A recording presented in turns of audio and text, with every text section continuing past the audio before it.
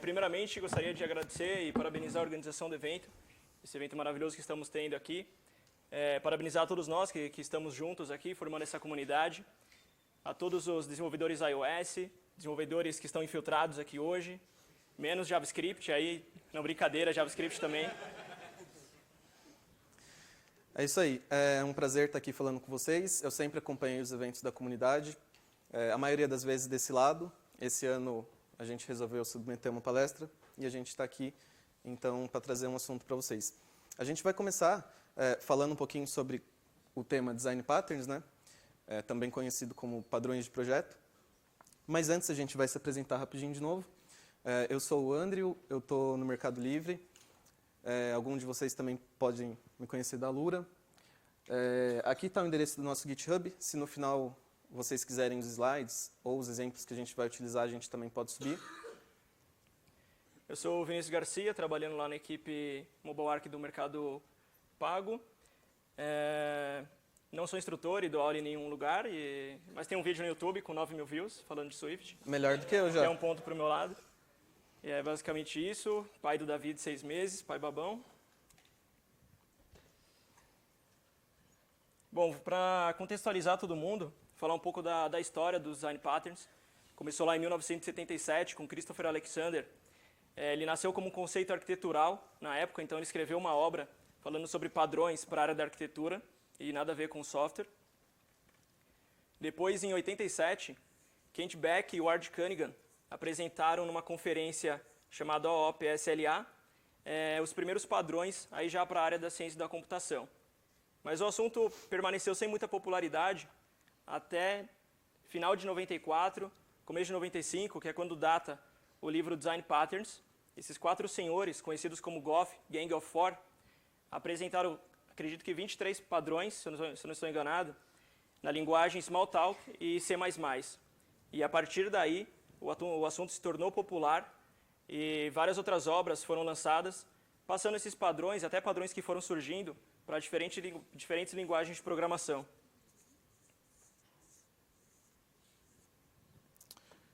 Legal. Então, o contexto de onde surgiu é esse. Mas, afinal, o que é, né? Por que a gente trouxe esse assunto aqui? Na verdade, como vocês acabaram de ver, não é um assunto tão novo. Mais de 20 anos aí que se fala de Design Patterns. Mas por que é tão importante até hoje a gente estudar isso? Na verdade, eu tenho certeza que todo mundo passou já por diversos problemas no projeto de vocês.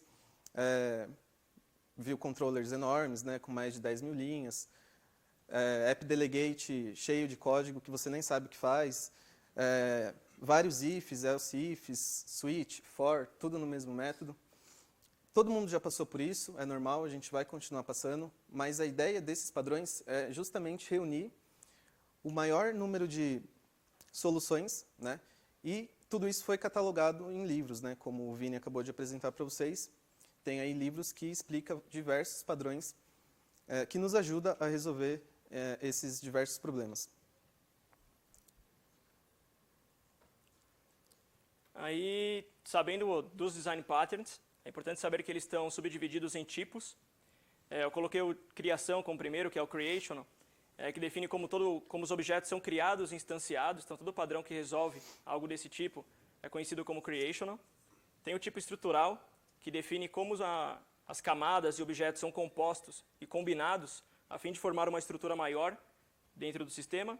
E o comportamental, que define basicamente como as camadas e objetos conversam entre si. E aí eu deixei uma pergunta, se a gente deve conhecer todos os tipos. É o tipo de coisa que quanto mais, melhor. Afinal de contas, quando você estiver tentando resolver um problema para criar ou instanciar um objeto, é importante saber os outros que também resolvem esse problema para saber qual melhor te atende. Beleza. Então a gente falou um pouquinho da parte teórica, como surgiu, o que é. Agora a gente vai falar um pouco quais tipos de problema a gente consegue solucionar com isso.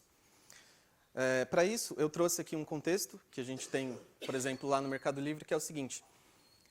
Todo começo de mês, a gente tem alguns descontos nas cafeterias lá da empresa. Então, tem uma cafeteria no meio, a gente pode comprar várias coisas lá. E esses descontos, eles são divididos basicamente em 2 faixas. 90% em cima dos itens que a gente compra na cafeteria, até um determinado valor, claro. E depois que a gente usa esses descontos de 90%, a gente tem aí uma porcentagem menor, que é 50%, limitado a R$120. Então, repare que a gente tem duas regras aqui. A gente tem o desconto maior e o desconto menor, beleza? Eu vou me arriscar, inclusive, a mostrar para vocês agora, no Xcode, um exemplo para falar desse problema. Então, vamos lá.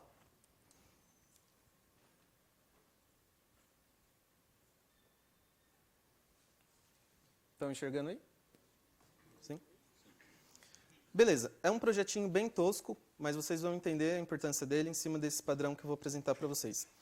Eu tenho aqui, basicamente, duas classes. Eu tenho uma classe venda, certo? Com uma propriedade aqui double, método construtor, tudo mais, e uma classe calculadora de desconto, com um método, né, que faz o cálculo. Repara que aqui eu estou recebendo um desconto, né, como string, mas tudo bem. E eu tenho aqui duas verificações, se é o desconto máximo e se é o desconto mínimo, beleza? Aí eu pergunto para vocês, alguém consegue enxergar algum tipo de problema que essa classe possa vir a ter? Como, por exemplo, vamos supor que a empresa amanhã vire e fale assim, determinada faixa de funcionário vai ter um novo desconto. O que eu vou ter que fazer? Exato, um novo ACIF. Então, eu venho aqui, copio uma nova regra. E se aparecer mais uma regra? E outra, e outra, e outra, e outra, e outra, e outra, e outra. Então, isso provavelmente você já viu, você já pegou o código assim, você já deve ter feito mais um else if, assim como eu também já fiz. E é difícil, porque depois de um determinado tempo, para refatorar isso daqui, é muito complicado. Nesse caso, eu mostrei o else if, né? Só que cada else if tem apenas uma linha de código. Mas pode ser que o desconto que a empresa peça para você implementar seja uma lógica enorme, né? Com mais ifs dentro, com switch, com for, com tudo que tem direito. Resumindo, você já começa a ver que esse tipo de classe, para dar merda, 2 palitos, né? Falando português, claro.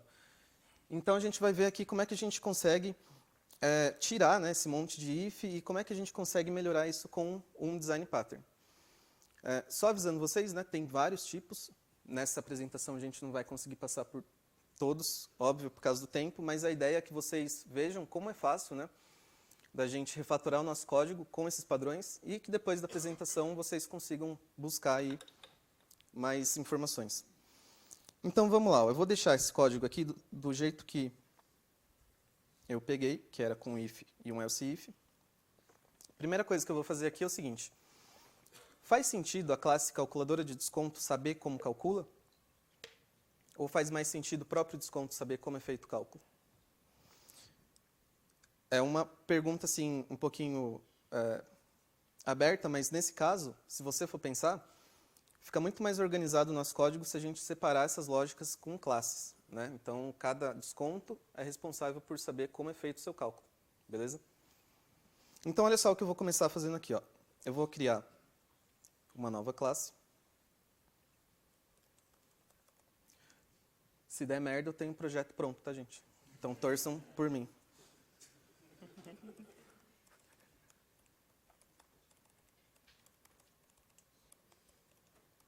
Então, a classe aqui, desconto máximo, beleza.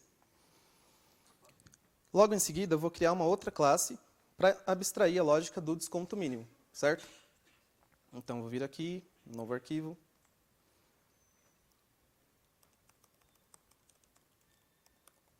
Desconto mínimo. Beleza. Temos aqui duas classes. Primeira coisa que eu vou fazer é criar um método chamado... Um método para ele calcular, né? Então, por exemplo, calculate. Eu vou receber aqui uma venda e vou devolver um double.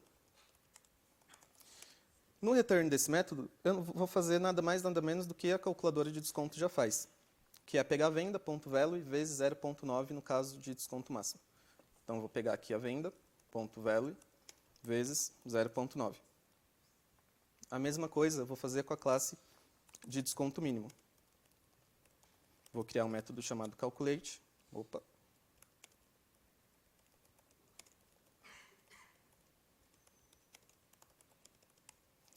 que vai receber uma venda e vai devolver um double. Nesse caso, eu vou devolver a venda.value vezes 0.5.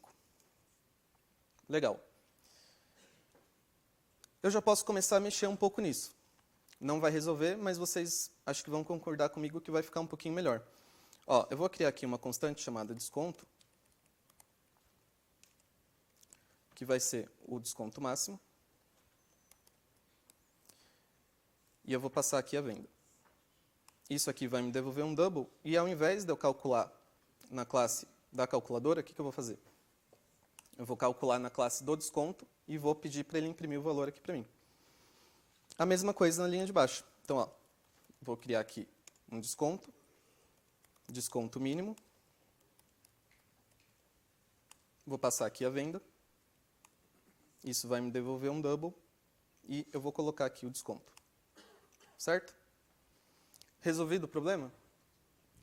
Não, né? Não fiz nada além de tirar o cálculo da calculadora de desconto e passar para suas respectivas classes. Parece bobo, mas isso já é um baita de um avanço, né? Nesse caso, os cálculos são bem simples, mas você tirar a responsabilidade de classes que não pertencem e extrair para uma classe que realmente faz sentido é muito importante, né? Cai naqueles problemas, de novo, de view controller gigante, de métodos que não tem nada a ver e tudo mais. Então, a gente já deu aqui um passo. Agora, o que a gente precisa entender é o seguinte. Se você for analisar, a classe desconto máximo e a classe desconto mínimo, elas têm aí dois métodos parecidos, né? Que é o método calculate. Olha que bacana que dá para fazer aqui, ó. A ideia, né, é tirar esse else if, é tirar esse if e deixar a calculadora de desconto dessa forma. Deixa eu só arrumar a indentação aqui. Então, a ideia é ele ficar desse jeito. Não importa qual seja o tipo de desconto, o nosso método não vai mais crescer. Só que para isso funcionar, o que eu vou fazer? Ó? Eu vou começar mexendo um pouquinho nesse desconto. Repara que a gente recebe aqui, né, como string, que é bem feio, a gente pode receber um tipo meio que genérico para conseguir fazer esse cálculo. Então, eu vou colocar aqui, ó, um tipo de desconto. E agora, eu não vou deixar uma classe fixa aqui, né, se é desconto máximo, se é desconto mínimo, se é outros descontos, porque é exatamente isso que faz com que eu faça esse monte de verificação. Então, a ideia é eu pegar o desconto que eu estou recebendo e dar um ponto calculate. E aqui embaixo eu imprimo aí o valor que a classe vai me devolver. Aqui ele está reclamando, né, porque esse tipo de desconto não existe, então a gente vai criar aqui um protocolo. Então, eu vou criar aqui um protocolo chamado desconto, e aqui eu vou criar um método chamado calculate, onde eu vou receber uma venda e vou devolver aqui um double. Beleza, é para ele parar de reclamar. Agora, se eu pego o desconto que eu estou recebendo por parâmetro e dou um ponto calculate, ele vai calcular o desconto independente de qual seja. Legal, como é que eu testo isso então? Ó? Eu tenho aqui um método no ViewDidLoad, onde eu faço o cálculo. Então, ó, vou chamar de novo esse método do calculate, vou passar aqui a venda. Repara que no próximo parâmetro agora ele pede que eu passe um desconto do tipo desconto, e não mais uma string, beleza? A mágica está aqui. Eu vou criar então um desconto.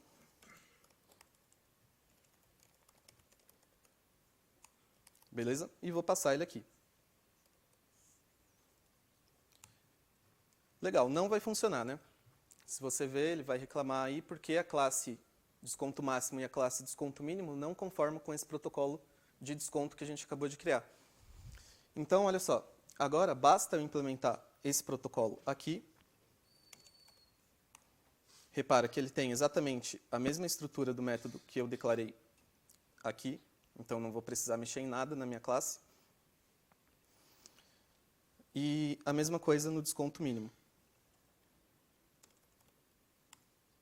As duas classes têm aí a mesma casquinha, né, do método, vamos dizer assim. A implementação fica a cargo de cada desconto. Legal, então essa é a forma com que a gente utiliza para resolver esse monte de ifs aí aninhados. Então a gente criou uma estratégia, repara bem na palavra que eu utilizei, estratégia, para calcular esses descontos. Aí você vai me perguntar, mas e se por acaso a empresa agora pedir para eu criar um novo desconto? Aí fica muito mais fácil. Se a empresa pedir para eu criar um novo desconto, basta eu criar uma nova classe referente ao desconto que eu vou implementar e eu vou implementar esse protocolo de desconto que vai me dar esse método. Independente de qual seja, eu dou ponto calculate e consigo, então, calcular o desconto. Né? Repara que não é uma mágica, é coisa bem simples, mas que se você for ver no dia a dia, cara, vai te economizar aí muito trampo, muitas linhas de código e o seu projeto vai acabar ficando muito mais organizado e o melhor de tudo, as responsabilidades das classes vão estar no lugar certo. Falando um pouquinho agora da nomenclatura, a gente chama esse padrão de projeto de strategy. Né? Alguns de vocês aí já pode ter ouvido ou até já pode ter utilizado, só que não lembra do nome. Isso é muito comum quando a gente está estudando padrões de projeto. Você estuda aí algum que você não sabe a nomenclatura, mas na hora que você vai aplicar, você já sabe como é que funciona. Então, o strategy nos ajuda exatamente nisso. Melhorar métodos com muitas regras e métodos complexos, eliminar condicionais com polimorfismo e também passa aí por um dos princípios do Solid. Bom, seguindo, eu vou passar um outro exemplo. E eu acho isso maravilhoso, né, de aderir aos design patterns e inserir ele dentro da sua equipe de desenvolvimento de software, justamente porque você tem um problema, resolve ele com o design pattern e aí passa a obedecer um dos princípios de Solid, de Open Closed, e aí a gente não precisa mais alterar a classe de calculator, então a gente consegue adicionar novos comportamentos nela sem ter que alterar ela em si. O segundo problema, basicamente, a gente tem esse problema de MVC, no caso de Massive View Controller, imagino que ninguém tem aqui, duplicação de código, então é um design pattern que ataca esse tipo de problema. No meu caso, eu vou mostrar o código, não é por coragem, sim por tempo, eu vou só mostrar mesmo. Dá um S aqui. Mais uma. Boa. Para ilustrar esse design pattern, eu montei aqui rapidamente o Playground, um sistema de pedidos. Vou passar devagar para tentar contextualizar bem o sistema. Ele é composto por um item, tem um cliente, que por sua vez tem um endereço. E quais classes estão envolvidas? Um inventário, que pode adicionar um item ou removê-lo do inventário. Tem uma classe responsável pela seção do cliente. E uma classe de shipping para fazer a entrega. Como a gente consumiria isso de uma maneira que o código não estaria cheirando muito bem, né? Que a gente veria que pode ser melhorado? Diretamente na View Controller, adicionaríamos até um enum de order states dentro da View Controller, que não seria o domínio correto desse enum. Injetaríamos todas essas dependências na inicialização do objeto e adicionaríamos toda a complexidade de fazer um pedido e de lidar com todas essas camadas dentro da própria View Controller. Qual é o problema disso? Se amanhã novas View Controllers também precisam fazer um pedido, basicamente a gente estaria duplicando todo esse código numa nova View Controller. Tem agora a View Controller 1. E aí, sempre que algo mudar no fluxo de fazer um pedido, eu tenho que dar manutenção em duas classes distintas. E, para solucionar esse tipo de problema, temos o Facade, que tem o intuito justamente de absorver complexidade e expor de maneira simples para seus clientes. Aqui eu extraí o order status, criei um protocolo para esse Facade a fim de injetá-los através de uma abstração nas View Controllers. O Facade tem justamente toda aquela complexidade que eu coloquei dentro da View Controller no primeiro exemplo, injetando tudo na inicialização, encapsulando a complexidade de se fazer um pedido dentro do sistema. Agora, sempre que algo mudar nesse fluxo, essa é a única classe que será envolvida nisso. E quem consome? Bom, eu posso ter a View Controller 2 consumindo esse Facade e a View Controller 3 consumindo o mesmo Facade, sendo injetado da mesma maneira na inicialização, e tudo que eu tenho que fazer é, com o método simples que ela expõe, chamar o make order passando o SKU. Voltando para a apresentação. Então, é justamente o que eu falei. Ele oferece uma interface simples para a gente realizar tarefas complexas dentro do nosso sistema. E, como vimos, ele evita também a duplicação de código. Legal, vimos tudo isso. Quais são os benefícios que a gente traz para dentro da nossa equipe de se adotar design patterns, de passar a pensar em design patterns? O primeiro é a criação de uma linguagem comum. É mais fácil quando alguém abre um pull request para a nossa equipe e eu vejo que aquele código está cheirando mal, que algo pode ser melhorado, é mais fácil eu falar, amigo, aplica o strategy que você pode resolver o seu problema, do que eu explicar e detalhar toda a solução do problema para ele. Então, a gente ganha agilidade dentro da nossa equipe de desenvolvimento de software. A segunda, agiliza a integração. Claro que na entrevista você contratou um cara que manja de design pattern, claro que sua equipe aplica design patterns, então ele vai bater o olho nos patterns que você está usando e rapidamente vai se integrar ao seu projeto. Então você ganha tempo na integração de um novo membro na sua equipe. E permite identificar semelhança entre códigos. É a questão de, quando você trabalha num projeto, por exemplo, numa plataforma iOS que faz uso pesado de Delegate, pelo menos por enquanto, e você vai desenvolver back-end, .NET, algum outro lugar que também faz uso desse pattern, você identifica o que ele está fazendo e se integra também de maneira mais rápida. Você entende melhor como as camadas estão conversando, mesmo que em outras plataformas. Exato. Sem contar que eu acho que uma coisa interessante é o seguinte, principalmente para quem está estudando e tudo mais, você ter um pensamento de como você vai aplicar isso. Então, por exemplo, é muito diferente você abrir um livro de design pattern, estudar ele e falar, vou aplicar no meu projeto, pode ser até que funcione, mas o correto é, você está implementando alguma coisa, você sabe que aquilo ali não está legal, porque a gente sabe, né? Por mais que funcione, a gente vai lá, programa, passa no PR, todo mundo lê, mas no fundo você sabe que não ficou muito bom. Se você tem esse pensamento que não ficou muito bom, é porque realmente não ficou muito bom. Não é um achismo, de verdade não está bom. E nesse momento é que você deve procurar uma solução que provavelmente já foi catalogada para aplicar aí no seu projeto. Então você vê o problema e depois vê a solução, acho que é um dos caminhos melhores. A não ser que você estude, tipo, tire o dia para estudar e tudo mais, e vai lendo livro e aplicando, e beleza. Mas normalmente ocorre através de um problema. Tem um problema no meu código, sei que não está muito bom, provavelmente existe uma outra maneira que alguém já pensou e já postou isso daí para a galera conseguir solucionar.